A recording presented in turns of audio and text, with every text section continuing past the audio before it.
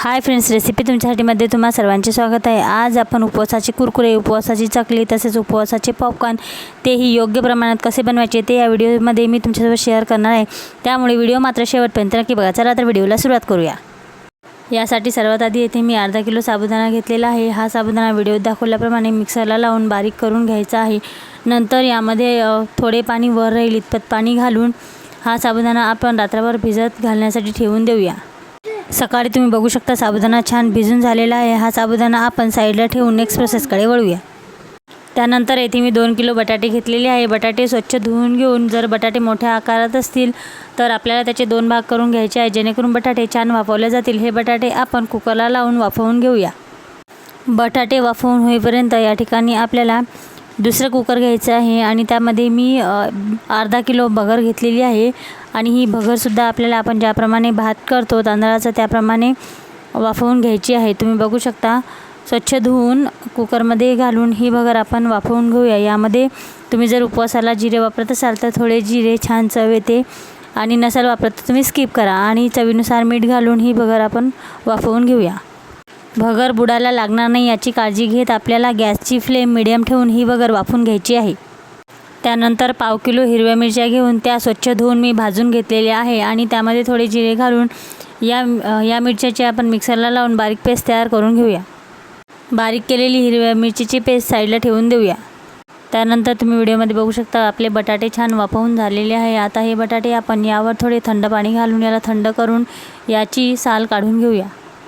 त्यानंतर भिजत घातलेला साबुदाणा आपल्याला व्हिडिओत दाखवल्याप्रमाणे मोकळा करून घ्यायचा आहे आणि हा साबुदाणा आपण एका मोठ्या भांड्यात काढून घेऊया।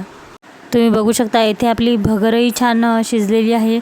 ही भगरही आपल्याला थंड करून आपण जो साबुदाणा मोठ्या भांड्यात काढून घेतलेला आहे त्यावर आपण ही भगर काढून घेऊया। साबुदाणा आणि भगर काढून घेतल्यानंतर त्यावरच आपल्याला बटाटे किसून घ्यायचे आहे। बटाटे किसण्यासाठी मी या ठिकाणी छोट्या किसणीचा वापर करत आहे, जेणेकरून ह्या बटाट्याच्या गाठी तयार होऊ नये। त्यामुळे आपल्याला छोटी किसणी घेऊन हे बटाटे यावर आपण किसून घेऊया। सर्व बटाटे किसून झाल्यानंतर यावर आपल्याला बारीक केलेली मिरचीची पेस्ट आणि चवीनुसार मीठ घालून याचे आपल्याला एकजीव असा गोळा तयार करून घ्यायचा आहे।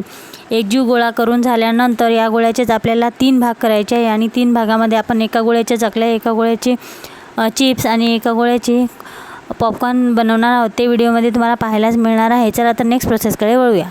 तुम्ही बघू शकता 3 गोळ्यातील 1 गोळा मी घेतलेला आहे आणि या ठिकाणी मी चकली पात्र घेतलेलं आहे। या ठिकाणी आपल्याला चकलीची प्लेट या ठिकाणी लावायची आहे आणि चकली पात्राला आतल्या बाजूने थोडे तेल लावून घेऊन यामध्ये मिश्रण भरून व्हिडिओत दाखवल्याप्रमाणे आपल्याला याच्या चकल्या करून घ्यायच्या आहेत। याचप्रमाणे आपण याचे कुरकुरेसुद्धा करणार आहोत आणि कुरकुऱ्यासाठी कोणती प्लेट वापरायची आहे ते मी तुम्हाला पुढे व्हिडिओमध्ये सांगणार आहे। चकल्या, कुरकुरे आणि पॉपकॉर्न अतिशय मस्त आणि खूप छान होतात, चवीलाही अप्रतिम लागतात। नक्की ट्राय करून बघा। त्यानंतर चकली पात्र व्हिडिओत दाखवल्याप्रमाणे आपल्याला पॅक करून घ्यायचं आहे आणि आपण याच्या चकल्या टाकून घेऊया। अशा पद्धतीने व्हिडिओत दाखवल्याप्रमाणे आपल्याला याच्या छोट्या छोट्या चकल्या टाकून घ्यायच्या आहे। तुम्हाला हव्या त्या आकारात आपण चकल्या टाकू शकतो। त्यानंतर याचे कुरकुरे कसे तयार करायचे ते आपण बघूया। या मिश्रणाचे कुरकुरे तयार करण्यासाठी येथे मी चकली पात्राची त्रिकोणी अशी प्लेट घेतलेली आहे। तुम्ही व्हिडिओमध्ये बघू शकता। ही प्लेट घेऊन यामध्ये मिश्रण भरून आपल्याला व्हिडिओत दाखवल्याप्रमाणे असे लांब लांब असे कुरकुरे याचे पाडून घ्यायचे आहे। तुम्ही लांब लांब पट्ट्या पाडून त्यानंतर सुकल्यानंतर याचे आपण तुकडेसुद्धा करू शकतो। त्यामुळे छोट्या किंवा लांब कशाही आकारात पाडल्या तरी छान तयार होतात, मस्त कुरकुरे तयार होतात। त्यानंतर आपण याचे पॉपकॉर्न कसे तयार करायचे आहे ते आपण व्हिडिओमध्ये बघूया।